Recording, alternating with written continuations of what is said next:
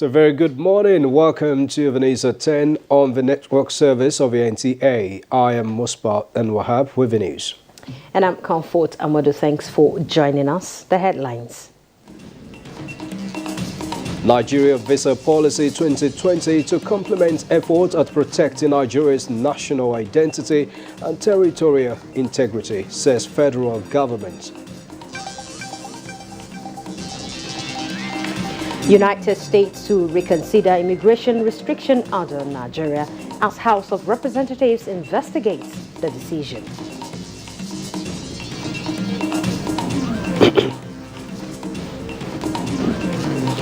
World Summit on Universal Peace Federation holds in South Korea to strengthen basic approach to peace.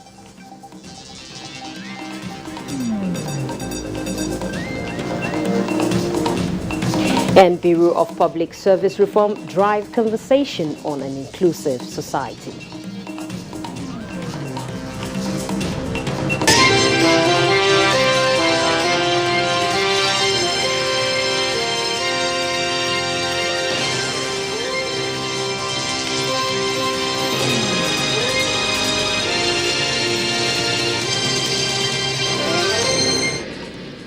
Thank you very much for joining us. Let's get started with regional integration matters. And Africans desirous of visiting Nigeria for genuine purposes can now obtain visa at the entry points other than land borders.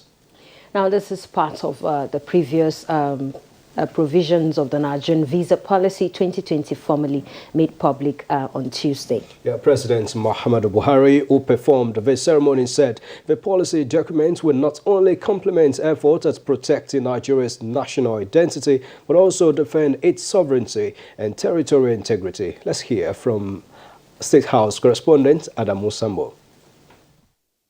As a pathway towards achieving the security, economy, and transparency agenda of the present administration, the Nigeria Visa Policy 2020 allows the issuance of visas at the port of entry, thereby removing the barriers that currently prevent business people, tourists, amongst others, with genuine reasons from visiting Nigeria at short notice. It is designed to support the attainment of the economic recovery and growth plan, boosting tourism, opening up the economy, and further securing the nation's borders. President Muhammadu Buhari said the policy document will also strengthen Nigeria's position as key economy in Africa by attracting more investments, creating job opportunities, and lifting millions out of poverty. The Nigerian Visa Policy 2020 is intended to attract innovation, socialize skills, and knowledge from abroad to complement locally available ones. I am confident that the implementation of the Nigerian Visa Policy 2020 will support the attainment of a globally competitive economy for Nigeria by building on the efforts of the Presidential Enabling Business Environment Council. The policy is expected to improve the business environment, attract foreign direct investment, and boost tourism without compromising national security. President Buhari said the policy also provides avenue towards achieving African integration and therefore recommends the document to the international community, foreign and local business entities, saying Nigeria is more than ever open for business. Interior Minister Rauf Aregbesola pledged commitment to the successful implementation of the policy by his ministry, assuring Nigerians that publicized conditions of issuance of the visas in a timely, professional, and transparent manner will be strictly adhered to. I wish to congratulate the Nigerian Immigration Service for this landmark policy and invite all prospective visitors, investors, and residents to a new and refreshing experience to Nigeria. The general public can best be rest assured that the implementation of Nigerian Visa Policy 2020 will not be allowed to compromise national security, as adequate control measures have been provided both before and after entry to Nigeria. Under the new visa regime, the visas have been recategorized into three, made up of short visit, temporary, and permanent residence. Their classes were, however, expanded from 6 to 79 for the purpose of addressing every aspect of human need from entry to exit. This policy has been stated, the national security will not be compromised. It will be of economic benefit to this country. So this visa is flexible, it takes care of national interests, and it is a visa that everybody will be proud of because it will be e-based. It's a welcome development for economic recovery drive. It's a welcome development to boost tourism in the country, and of course, for foreign direct investment inflow. In the fullness of time, I believe that the nation will benefit handsomely from the new visa regime. I think it's something that we should be proud of. If implemented as it should, I think we'll go a long way in alleviating a lot of the challenges and bottlenecks that were inherent in the system before that. The new visa policy for Nigeria, though approved since May last year, was first announced by President Muhammadu Buhari during the Aswan Forum for Peace and Sustainable Development in Egypt in December 2019. From the State House, Adamu Sambo, NTA News. The United States is reconsidering its decision, which include Nigeria, among other countries that have been categorized on the recent visa restriction. This is part of the outcome of a binational commission meeting holding in Washington, D.C. Usman Aliyu is over there in our reports. It's a serious meeting holding under a calm atmosphere. Some of the sessions were behind closed door, but generally it's all about negotiation and securing of various deals between Nigeria and the United States. Economic development matters such as trade and export, improved security, and the recent inclusion of Nigeria among the countries which the United States imposed visa restriction are the major issues discussed. They want us to share data on, criminal history of those traveling, to share data and information on suspected and terrorists, known terrorists that we have, and also information on all travelers, their data information. So 6 of these requirements, and we satisfied all of them. So, we pretty much agree with them that once we address this, that hopefully in the not too distant future, we will be removed from this restricted or this restriction, so this visa restriction. The United States also acknowledged the determination of the Nigerian government in fighting corruption, and so an agreement was signed for the repatriation of looted funds amounting to more than $300 million to Nigeria. Most important aspect of it is a clear demonstration of the belief of the international community in the political will on the part of the government of President Muhammadu Buhari, 1, to claim the looted assets, 2, a clear demonstration of the accountability and transparency aspect of it, a clear demonstration that international confidence is further restored in dealing with Nigeria as it relates to transparency and accountability. United States and Nigeria equally share ideas on more strategic cooperation for the restoration of peace in communities troubled by Boko Haram. And we made it very clear to the U.S. Binational Commission on government's commitment in these very critical areas. And we hope that we'll have their support and partnership. It's clear that Nigeria has made it here on improving her foreign policy direction. From Washington, D.C., Usman Aliyu, NTA News. Meanwhile, the House of Representatives is to investigate the recent immigration restriction ordered by the U.S. on Nigeria and 5 other countries. National Assembly correspondent Lami Ali reports.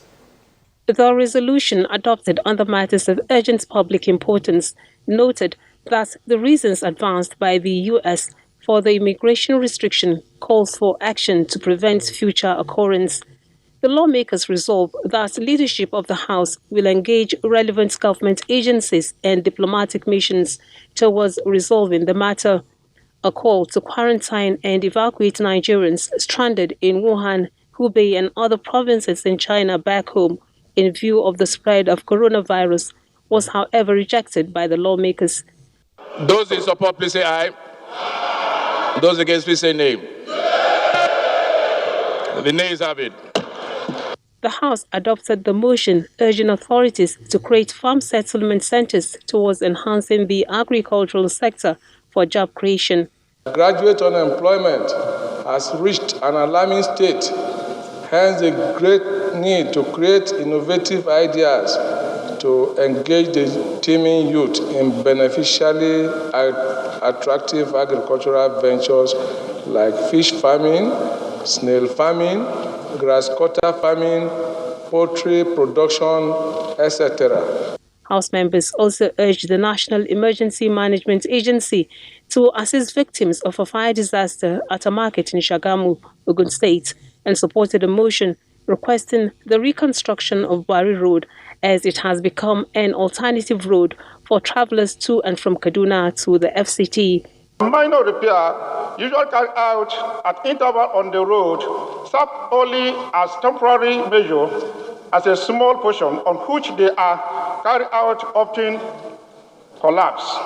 Tuesday's plenary featured the passing for second reading of a bill to repeal the Nigerian Minerals Mining Act and a bill to establish Nigeria Institute of Plant Protection, while 9 bills passed first reading, including a bill seeking to amend the Supreme Court Act. From the National Assembly, Lami Ali, NTA News.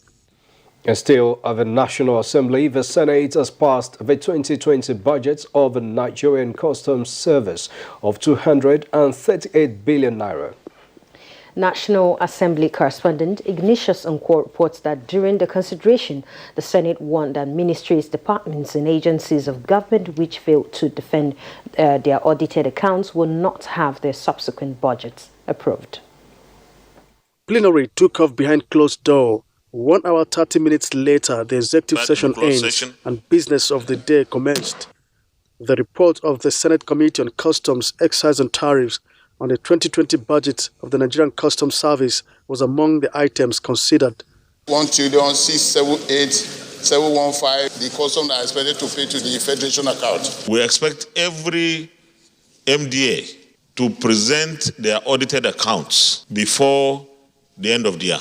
The Fiscal Responsibility Act provides that revenue-generating agencies must defend their budgets before the National Assembly separately. 2 motions on health were considered as Senator Ibrahim Oloriegbe, in marking World Cancer Day, called for the establishment of the National Cancer Research Institute as provided in the bill passed and assented to in 2017. While Senator Betty Apiafi's bill on the establishment of the National Agency for Research and Management of Persons with Special Needs was passed through second reading. This Senate, in its 2020 budget consideration, established a national, what we call cancer fund. The executive should give effect to this. Which are all aimed at improving the health, social and economic well-being of persons with special need. Senator Aliu Sabi Abdullahi, under matter of personal explanation, urged security agencies to intensify surveillance along the forest reserves in Niger State and to ensure quick release of those kidnapped by bandits in the area.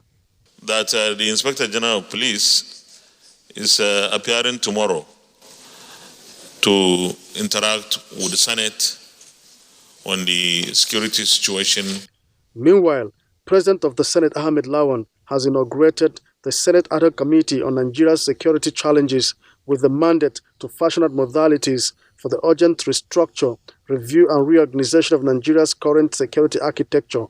The committee should also obtain the report of the Ad hoc Committee on review of the security architecture that the last Senate set up.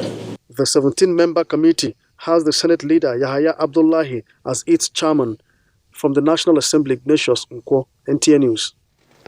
Well, also at the National Assembly was the Minister of Information and Culture, Lai Mohammed, where he said part of a proposed federal government loan of $22.8 billion will be used to accelerate Nigeria's digitization project.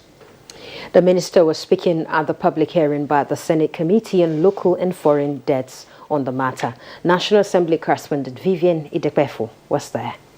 Ministries, departments and agencies took turns at the public hearing to avail the legislature with details of intentions if the loan is approved. If you give me the resources that I need to do my work, I will do it. One of the things that the federal government has decided is that if we're going to do with the rail project, that it's as important that everywhere is linked to each state capital. For the Ministry of Information, the establishment of a media and culture center as well as digitization of all NTA network centers are key to meeting the next ITU deadline. However, the business model proposed for this initiative will only succeed with a concessional loan and not commercial ones due to the low interest rates and long repayment period. The choice of concessional loan is also due to the fact that its terms are much more favorable to the project at hand. Meanwhile, the Minister of Finance, Budget and National Planning, Zainab Ahmed, assures Nigerians that the $22.8 billion loan is also to bridge infrastructural gap and improve the nation's economy. One of them is the Mambila Hydroelectric Power Project with a sum of $4.9 billion from China Exim Bank. The second one is Lagos-Kano Rail Modernization Project in the sum of $4.419 billion, also to be sourced from China Exim Bank. Permit me at this juncture to correct the erroneous impression or perception, as it were, that the legislator has a predetermined position or that it has a phobia for borrowing. The committee will further scrutinize the submissions and make its presentation to the Senate. From the National Assembly, Vivian Idekpefo, NTA News. Many thanks for that report, Vivian. This is the news at 10, live on the network service of the NTA. We have more reports. Bureau of Public Service Reforms drive conversation on an inclusive society. Details of that and more after the break.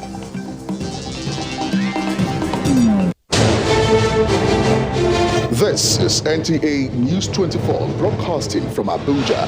You can watch us anywhere, anytime on the following platforms.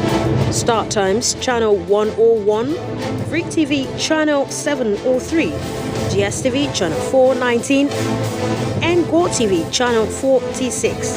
For more information, log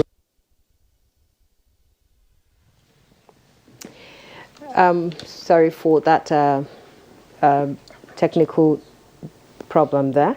Now, efficient transport system, experts say, enhances the nation's economy as sluggish transportation system exerts reluctance on productivity and GDP per capita. Details with Kolo Mohammed on Business News.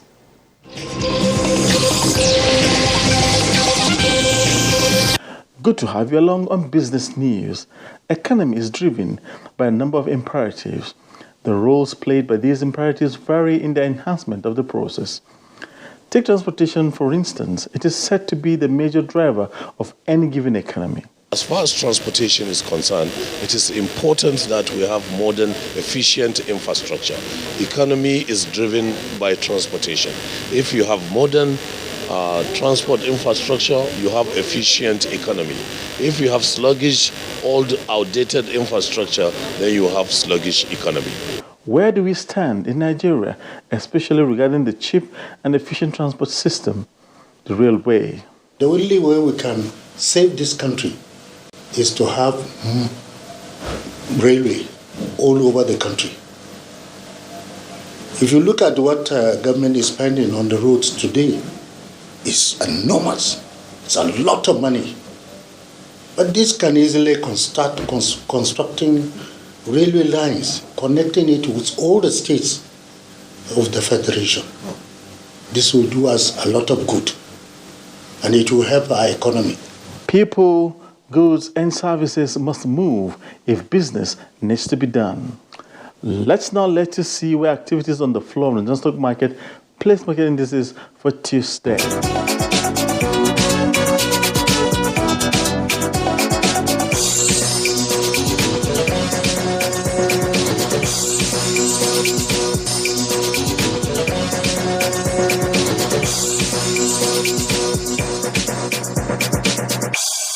And that's business news at this time. Many thanks for having you along. Be with you again soon.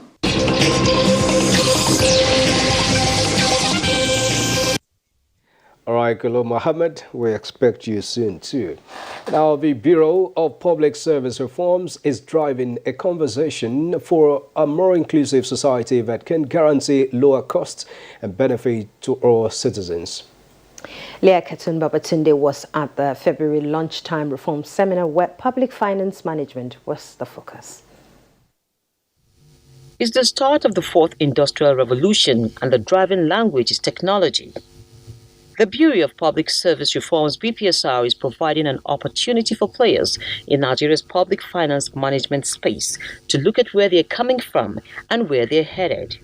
The Accountant General of the Federation was on hand to speak to the theme Transformation and Digitalization of Public Finance Management System in Nigeria, Innovations, Bottlenecks, and Way Forward. If it is, lack of funding, once we get funds, we resolve that.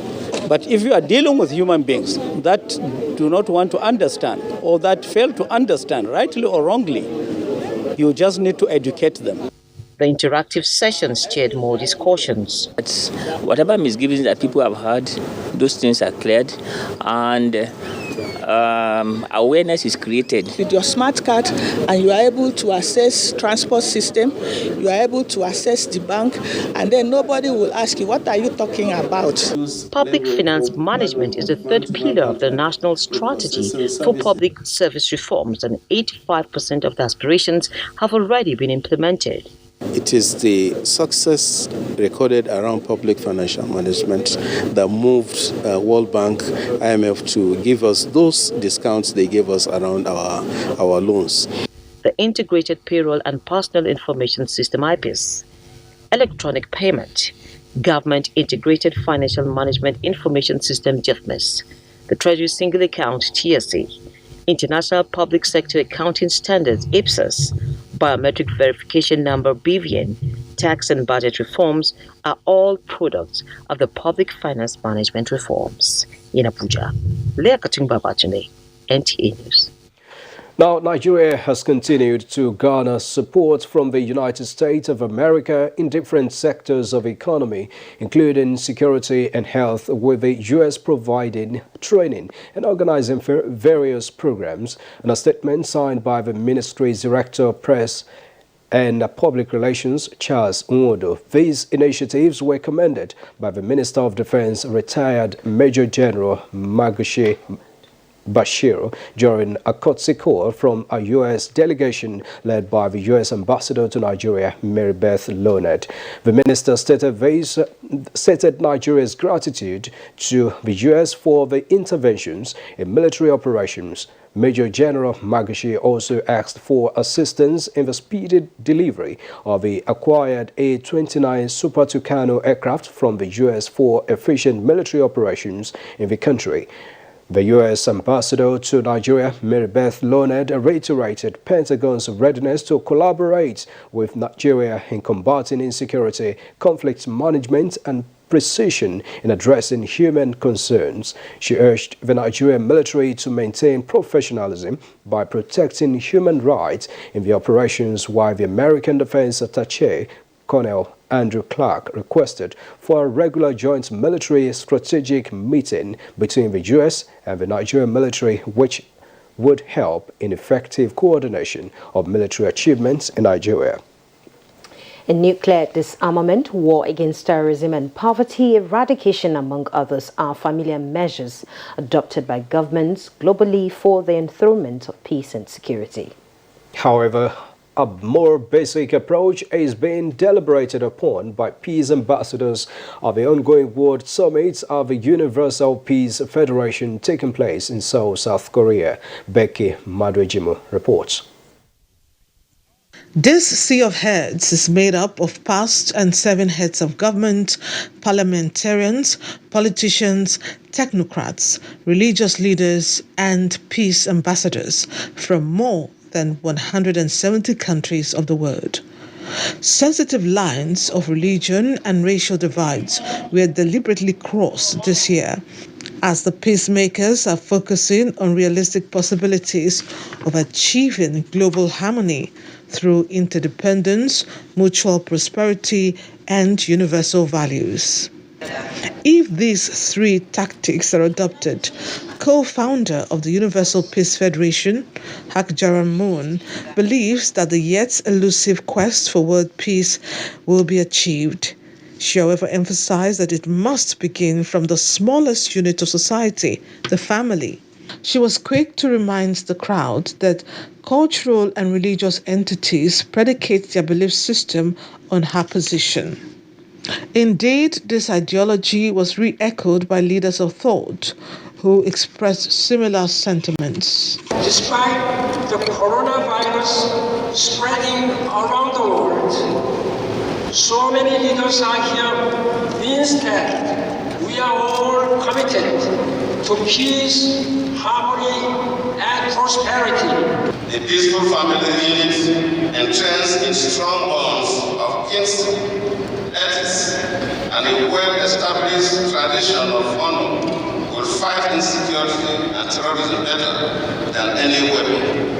And as a symbolic move to display willingness to lead adherents down the route to peace without recourse to personal beliefs, religious leaders present filled a chalice in a highly applauded ceremony known as Interfaith Water Declaration.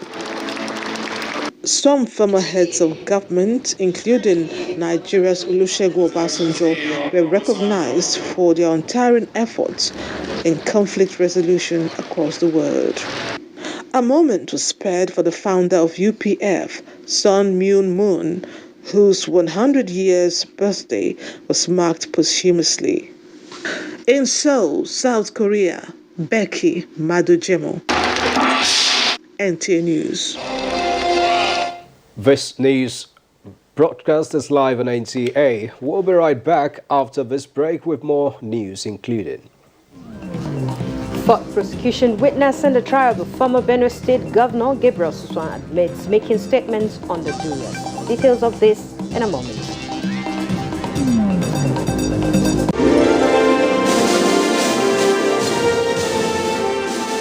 Advertising your goods and services on the right channel gives you an edge over your competitors. NTA News 24 has all the platforms for your target audience. The station is on DSTV channel 419, GoTV channel 46, StarTimes channel 101, and Free TV channel 703. With our digital format and wide range, we can reach your customers in next to no time. We are eager to promote your business, goods and services. So partner with us. Many thanks for staying tuned.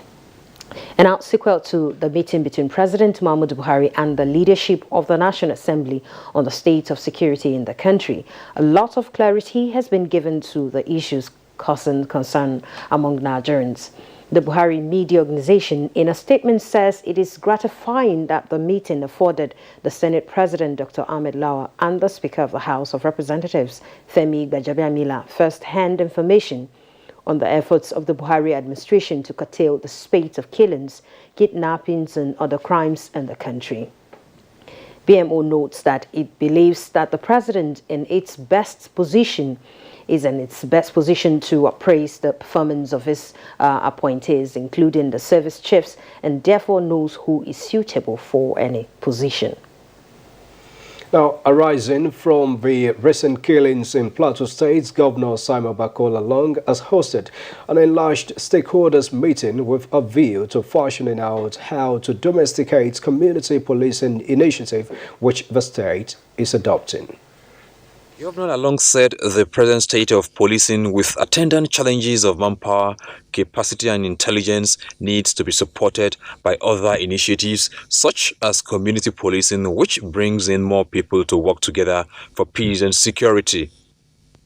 He said Plateau State has adopted community policing as enunciated by the Inspector General of Police and adopted by governors of the North Central region as an option because of the fact that there is low response to arrest of criminals as well as gaps in surveillance, intelligence gathering and patrols.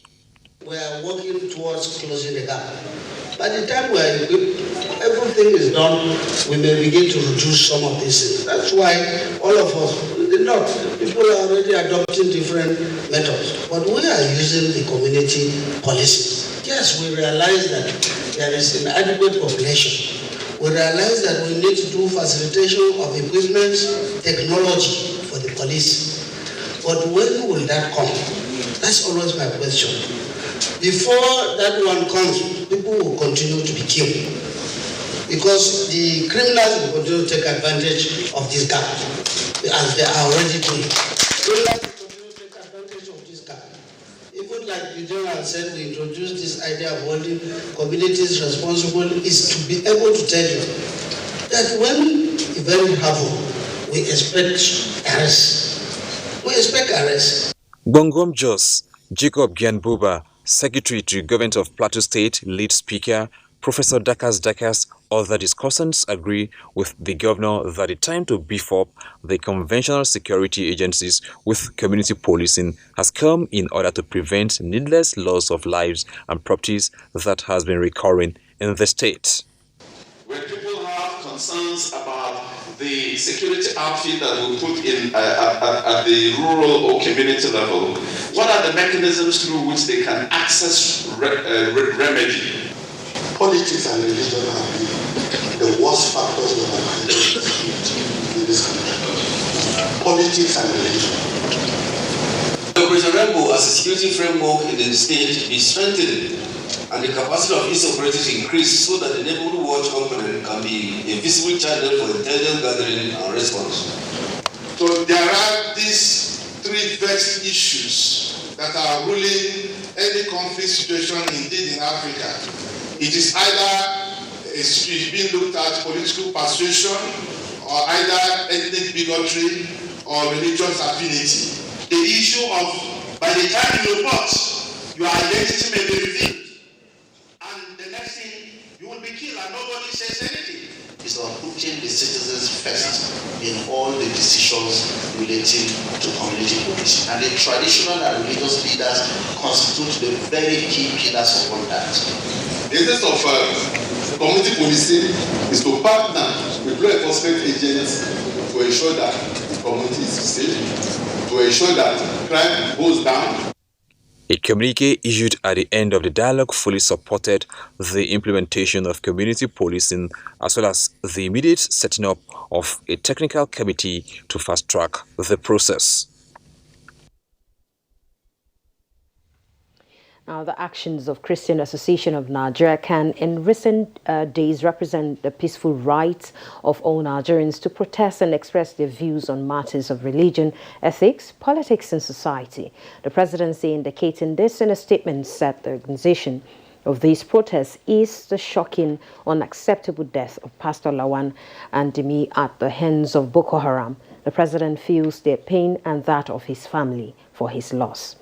In the light of this, the can-inspired prayers and strict enlightenment in cities are much welcome as sensitizers to the need for all Christians, irrespective of faith, religion, or language, to accept their duty and role in law enforcement to prevent crime in all its manifestations, be it corruption, theft, terrorism, banditry, or kidnapping. The statement adds that without citizens' involvement, there is no miracle with which less than 500,000 of policemen can effectively protect a population of 200 million.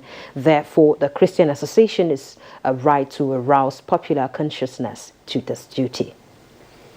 The government of Sweden is promising partnership with the Nigerian government on entrepreneurial skill and empowerment for women and girls. Swedish Ambassador to Nigeria, Carl Michael Grants, is making the promise after inspecting trainings and activities of the National Center for Women Development in Abuja. Oluseyi Adiagbo reports.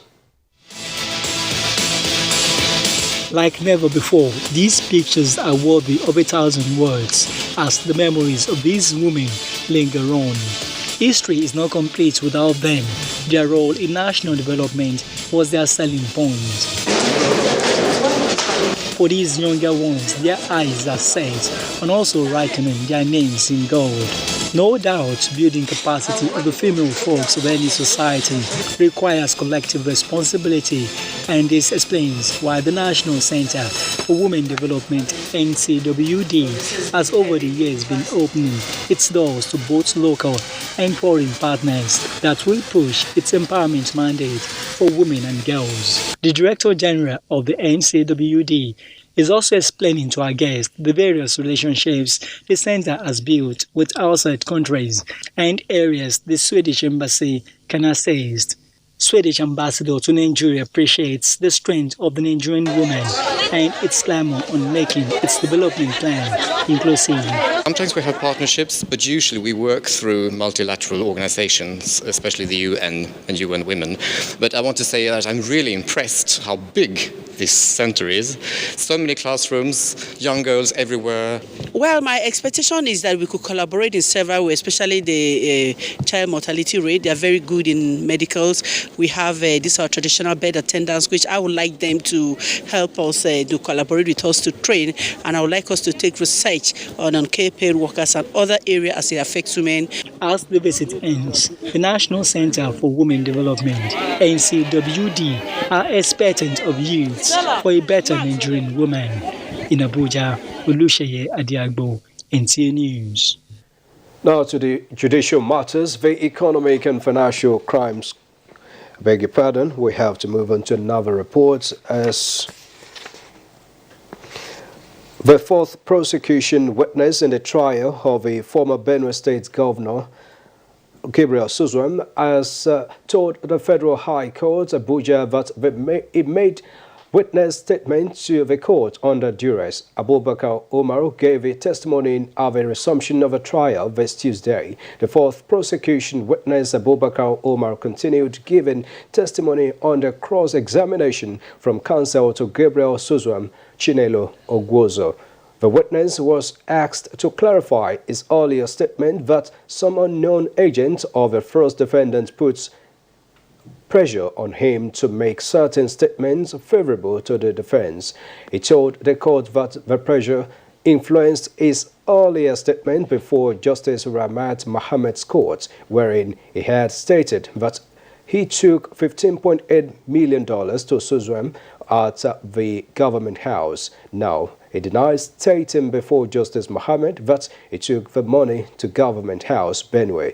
Abubakar Umar also said he was unable to recall the telephone numbers of the said defendant's agents or that of the women deposited the money into his account, purportedly on behalf of the first defendant, Gabriel Suzwan, and his former commissioner for finance, Okolobia Omadachi, are facing trial for alleged fraud. The case has been adjourned to Wednesday for continuation of trial. And 24th of this month is predicated date by NIMET for the onset of rains in the south. So the Nigerian Hydrological Services Agency is raising some concerns on early preparations by individuals and states. Mia Ugidi reports. Sights of destruction and voices of pain give flood deep sense of fulfillment, and this is on annual basis. For 2020, the Nigerian Meteorological Agency NIMET has gone ahead of the ordinary man in predicting the future in the aviation and hydrological fields. Rains are expected to start around February 24th in the south, while that of the north is around June. Cessation is expected around September and December respectively. So, just a few weeks left for preparations to avoid urban flooding in the year 2020. And the Nigeria Hydrological Services Agency, NISA, is sending advance warning. Various levels of government in Nigeria should begin to prepare for possible flooding for 2020. Open up the drainages or create drainage paths where there are none. Remove structures that are within the floodplains. And let there be adequate sensitization program now that the rains are not setting. That is for urban flooding. So, what is the way forward for river flooding in Nigeria?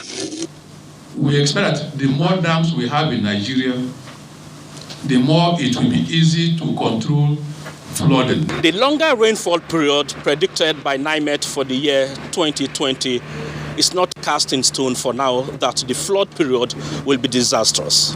Because probably towards the end of March this year, the Nigeria Hydrological Services Agency will going to give its own seasonal flood outlook. And some situation report about the flood for the year 2020 will be made public at that event. Mie Ogidi, NTA News. Now to education matters, as education experts are blaming the decline of reading culture in Nigeria on the death of dedicated, quiet reading spaces like libraries. But a non-governmental organization, Stand Tall Africa Initiative, is set to work with academic scholars and role model in restoring reading culture in the country. Oluseyi Adiagbo has more on this report. The first female novelist from the northern Nigeria, Zainab Alkali, is also a poet and a short story writer. The Virtuous Woman and the Stillborn are her major works and to a large extent shaped literature in Nigeria. I am an avid reader, and not many people may know that I read a lot, but quite a number of people know that I write a lot. And you know the two, they go hand in hand. A former Minister of State Environment and today the Emir of Nasarawa, His Royal Highness Ibrahim Usman Jibril, is not just prominent for his traditional title, but for spending part of his life in the classroom. His vast knowledge and contribution to the development of education in Nigeria lingers in schools. We are able to know about the prairie provinces of Canada, the Great Lakes of North America, the Amazons in the South American region. Why? Because we were encouraged to read, we were taught by our teachers who were knowledgeable. Senator Mohammed Mongoro is a retired Major General of the Nigerian Army. He has held 2 ministerial appointments and is also a lawmaker.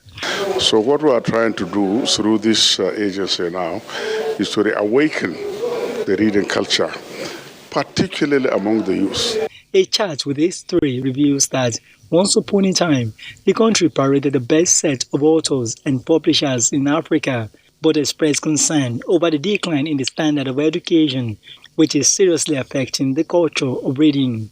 These two are putting their names and personalities on the line. As an NGO, Stand Tall Africa Initiative will be exploiting this for its line-up plans for some competitive educational programs. These are all geared towards promoting the renaissance of reading culture among Nigerians. We have the Best Principal of the Year award. Is an award targeted at encouraging teachers to go into avid reading. We have books for their libraries and money given to them to just motivate them. We have scholarship, we call it the Young Campus Readers. We have other programs, the Readers, which is for the tertiary institutions. The NGO says it has selected school libraries across all levels of education in the 36 states of the Federation who will be receiving materials, among other initiatives, to aid reading among students and teachers. In Abuja, Oluseyi Adiagbo, NTA News. To health matters as part of proactive measures to avert a possible outbreak of Lassa fever and coronavirus in the nation's capital, the Minister of State, FCT Rahmatu Tijani Aliyu, has flagged off sensitization and awareness campaign in Gwagwalada Area Council of the territory. Ifeanyi Izumba reports that the minister tasked religious leaders, traditional institutions and civil society to join hands in the campaign. This campaign is aimed at ensuring that residents, especially mothers, take up responsibilities in preventing an outbreak of Lassa fever and coronavirus in the territory. The Minister of State FCT, Ramatu Tijali Anu, stressed that the battle against these global diseases should be the collective responsibility of both government and personal commitment. The Lassa fever virus is transmitted to man by infected rats. Humans become infected from direct contact with the urine and feces of the rat, which contains the virus. Through touching solid or soiled objects, eating contaminated food, or exposure to open cuts or sores. Chairman Gwagwalada Area Council Adamu Mustafa Danze commended the administration for taking proactive steps towards curbing the outbreak of Lassa fever and coronavirus. Whatever is supposed to be done to curtail an outbreak in our society, no time is wasted, no resources will be wasted. Director, Public Health and Human Services Secretariat Josephine Okechukwu revealed that Lassa fever is an epidemic-prone zoonotic disease. If you see anybody around you that has cough, catarrh, or sneezing, fever, chest pain, please let them go to hospital and get what? Tested. Why they are being this proactive is because of the reported incidents of Lassa fever outbreak in neighboring states of Kaduna and Nasarawa State. City Minister of State, while pledging the administration's commitment to embrace all activities aimed at strengthening the awareness and prevention of Lassa fever and coronavirus disease outbreak in the FCT, enjoined parents and caregivers to ensure they follow all preventive measures. In Abuja, Ifani Izuma, NT News. Well, there is still a global scare on the outbreak of coronavirus in China, with governments of nations taking preventive measures. And the National Orientation Agency of Nigeria has undertaken an awareness tour against the epidemic in Nigeria. Ikechukwu Ndukwe was at the media briefing and now reports. Battling with the resurface of Lassa fever has in recent times created panic among the Nigerian populace. Issues of insecurity is equally a matter of public concern at the moment. This and the global scare of the coronavirus epidemic is one out of many the Nigerian government is seeking ways to curb. Our outdoor bans have been so busy spreading the gospel of prevention as the most potent way to stamp out Lassa fever in Nigeria. Directors in the state, directors of the National Orientation Agency have been asked to take the campaign to the grassroots through partnership with the respective health ministries in the states. National Orientation Agency wants Nigerians to maintain a clean environment in order to stay safe. About 27 million Nigerians are infected with the disease, or the hepatitis B disease, but sadly, less than 20% of these people know their status. The agency has gone into this partnership to leverage on our spread across the country to reach more people with the required information on the meaning, the symptoms, and the treatment of the 5 types of hepatitis. Cleanliness, the agency says, will curtail the spread of Lassa fever, hepatitis, and other viruses. They urge Nigerians to support government in fighting insecurity through civic participation. In Abuja, Ikechukwu Ndukwe, NTA News. You're watching the news at 10 on NTA News 24. Let's remind you of top stories in the news. President Buhari says Nigeria Visa Policy 2020 will complement efforts by the federal government to protect Nigeria's national identity and her territorial integrity. United States to reconsider her immigration restriction order on Nigeria, just as House of Representatives investigate the decision.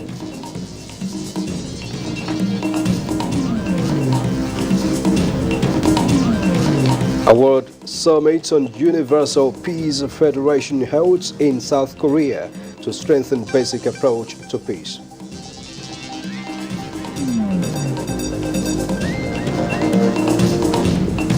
Bureau of Public Service Reforms is driving conversation on an inclusive society.